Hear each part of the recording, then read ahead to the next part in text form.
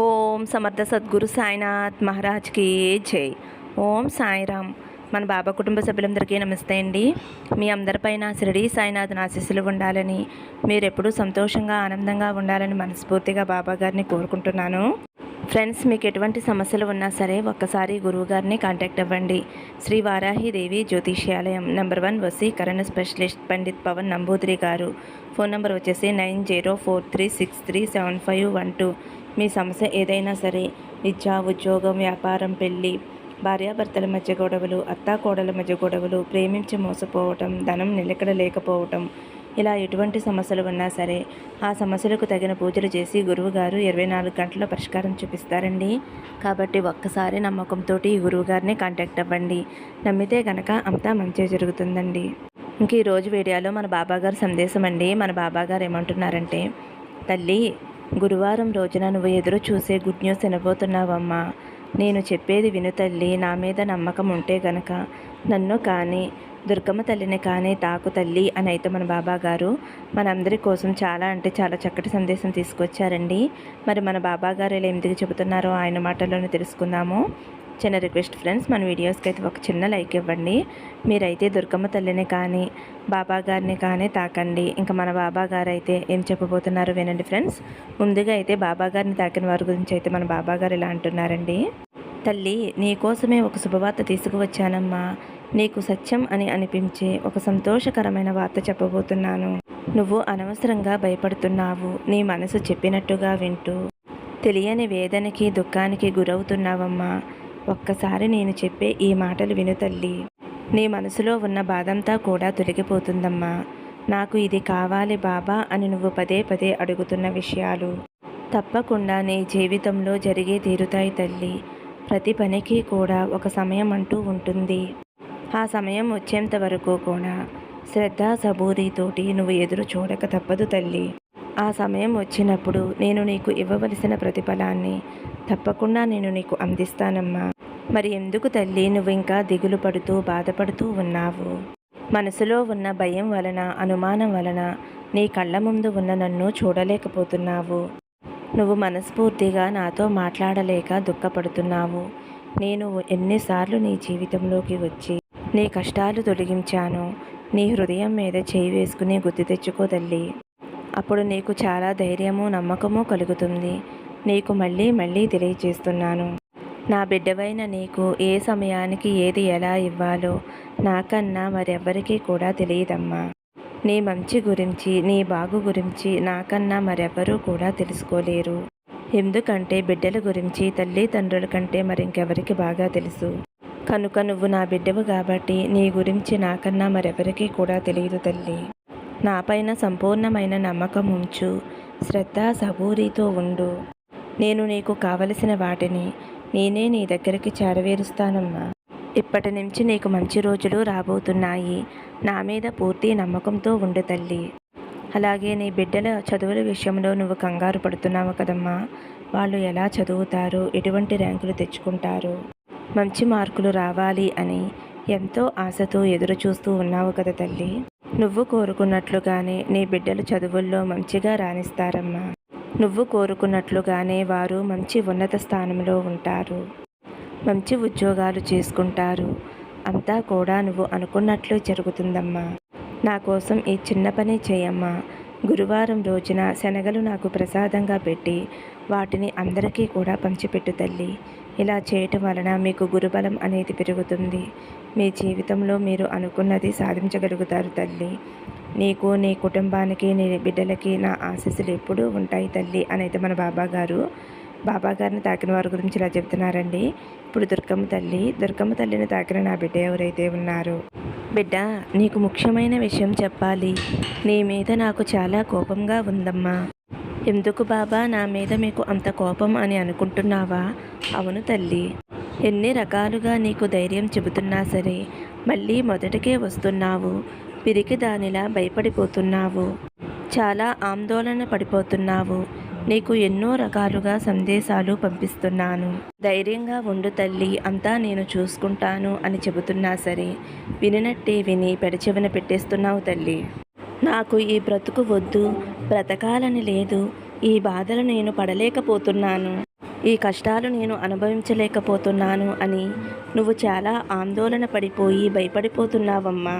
చాలా బాధపడిపోతున్నావు తల్లి. నేను నీకు చెప్పేది ఎప్పుడూ కూడా ఒకటే కదమ్మా. నువ్వు ఏ విషయంలోనూ కూడా భయపడవద్దు తల్లి. నీ వెంటే నేను ఉన్నాను, ఉంటున్నాను. ఏమి జరిగినా సరే అలా చూస్తూ ఉండు. చివరికి నీకు అంతా కూడా మంచే జరుగుతుంది తల్లి అని, భగవంతుడు నీకు ఎప్పుడూ అన్యాయం చెయ్యడు అని ఎన్నో రకాలుగా నేను నీకు చెబుతూనే ఉన్నానమ్మా. ఇలా ఎన్నో రకాలుగా నీకు ధైర్యాన్ని నూరు పోస్తున్నాను. కానీ నువ్వు అవేమీ కూడా పట్టించుకోకుండా నీ మనసుని కంగారు పెట్టేసుకుంటున్నావు. ఆందోళనకి గురి చేసేస్తున్నావు. ఎక్కి ఎక్కి ఏడుస్తున్నావు. ఎంతో బాధపడిపోతున్నావు. నిద్రాహారాలు మానేశావు. తిండి తిప్పలు లేకుండా అదే ఆలోచనతోటి వచ్చిన కష్టం పోతుందా లేదా, ఈ సమస్య తీరుతుందా లేదా అనే భయంతోటి ఆందోళనతోటి ఉంటున్నావమ్మా. నేను చెప్పాను కదమ్మా, ఇదంతా కూడా కర్మఫలమమ్మా. ఒక్కసారిగా పోదు కదా తల్లి. ఇప్పుడు నీకు ఒక సమస్య వచ్చింది. సమస్య వచ్చిన వెంటనే ఎలా పోతుందమ్మా? ఒక్కసారి ఆలోచించు. నేను కూడా ఎన్నో రకాలుగా ప్రయత్నం చేస్తున్నానమ్మా. నీకు వచ్చిన కష్టం మామూలుది కాదు, పెద్ద కష్టమే. అయినా సరే నీకు ఎన్నో రకాలుగా ధైర్యం ఇవ్వటానికి ప్రయత్నం చేస్తున్నానమ్మా. నీకు ఎన్నో సందేశాలు పంపిస్తున్నాను. వాటిని విని నువ్వు ధైర్యంగా ఉంటావు అని, నీకు మంచి జరుగుతుంది అనే ఆలోచనలతోటి ఉంటావు అని నీకు ధైర్యం చెబుతూ ఉంటున్నాను. అయినా కూడా నువ్వు వాటిని పట్టించుకోకుండా నీ మనసుని కష్టపెట్టేసుకుంటున్నావు. చాలా బాధపడిపోతున్నావు. నీకు మళ్ళీ చెబుతున్నాను వినమ్మా. నీకు వచ్చిన కష్టం తొలగిపోతుంది. ఆ కష్టాన్ని నేను తీసివేస్తున్నాను. నిన్ను చుట్టుముట్టిన సమస్యలన్నీ కూడా తొలగిపోతాయి. ఇన్నాళ్ళు కూడా ఎన్నో బాధలు, ఎన్నో సమస్యలతోటి ఇబ్బంది పడ్డావు. నీ మనసు ఇలా కృంగిపోవటానికి కారణం ఈ కష్టాల వలనే. నీ మనసు ఎంతో సున్నితమైపోయింది తల్లి. ఏ కష్టాన్ని కూడా నువ్వు భరించలేకపోతున్నావు. అది నాకు తెలుసమ్మా. అందుకే చెబుతున్నాను ధైర్యంగా ఉండాలి తల్లి అని. ఎందుకంటే నువ్వు ఎక్కువగా ఆలోచించి ఆందోళన పెట్టేసుకుంటే నువ్వు డిప్రెషన్లోకి వెళ్ళిపోతావు తల్లి. అప్పుడు నీ కుటుంబం ఏమవుతుందో తెలుసుకున్నావా? నువ్వు నీ గురించే కాదు, నీ కుటుంబం గురించి, నీ బిడ్డల గురించి, అలా ఉన్న నీ పెద్దల గురించి, వీరందరి గురించి కూడా నువ్వు ఆలోచించాలి తల్లి. వాళ్ళందరూ బాగుండాలి అంటే ముందు నువ్వు బాగుండాలి, ఆరోగ్యంగా ఉండాలి, ధైర్యంగా ఉండాలి. మనోధైర్యం అనేది చాలా ముఖ్యం తల్లి. ఇవన్నీ నీలో ఉండి ధైర్యంగా ఉంటే వచ్చిన కష్టాలతోటి పోరాడితే అప్పుడు ఆ కష్టాలు పోతాయమ్మా. ఏదైనా సరే ఎదుర్కోవాలి. భయపడితే ప్రతిదీ కూడా భయపెడుతుంది. అదే నువ్వు ఎదుర్కొంటే ఆ కష్టాలు, సమస్యలు నిన్ను చూసి పారిపోతాయి. నువ్వు ధైర్యంగా సంతోషంగా ఉంటేనే నీ కుటుంబ సభ్యులు కూడా ధైర్యంగా సంతోషంగా ఉంటారు తల్లి. నువ్వు దిగాలు పడిపోయి నీ ఆరోగ్యాన్ని పాడు చేసుకుంటున్నావు. నిన్ను చూసి నీ కుటుంబం వారు బాధపడుతున్నారు. నీ బిడ్డల పరిస్థితి ఏమవుతుందో ఒక్కసారి ఆలోచించమ్మా.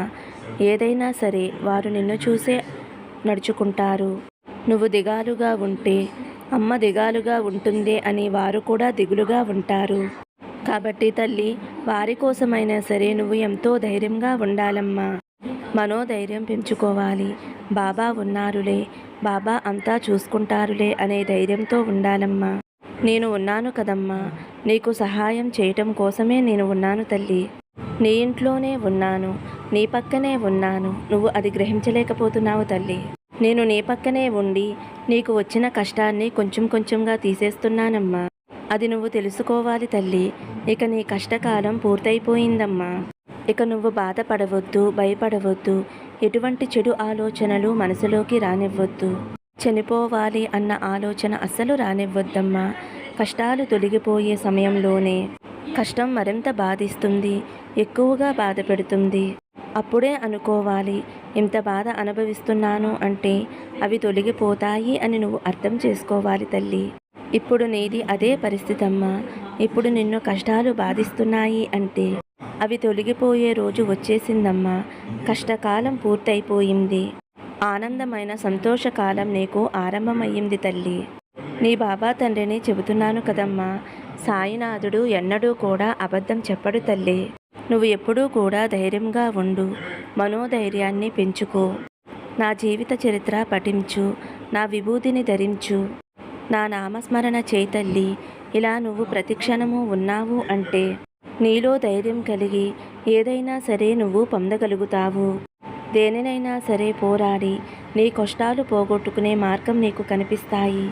ఏమి చెయ్యాలో ఏమీ దిక్కు తోచటం లేదు అన్న సమయంలో నువ్వు ఏమీ చేయవద్దు. నిశ్చింతగా కూర్చో తల్లి. నీ భారాన్నంతా కూడా నా మీదేసేయమ్మా. అంతే తల్లి. నన్ను శరణాగతి పొందు. నా పాదాల వద్ద శరణ వేడుకో.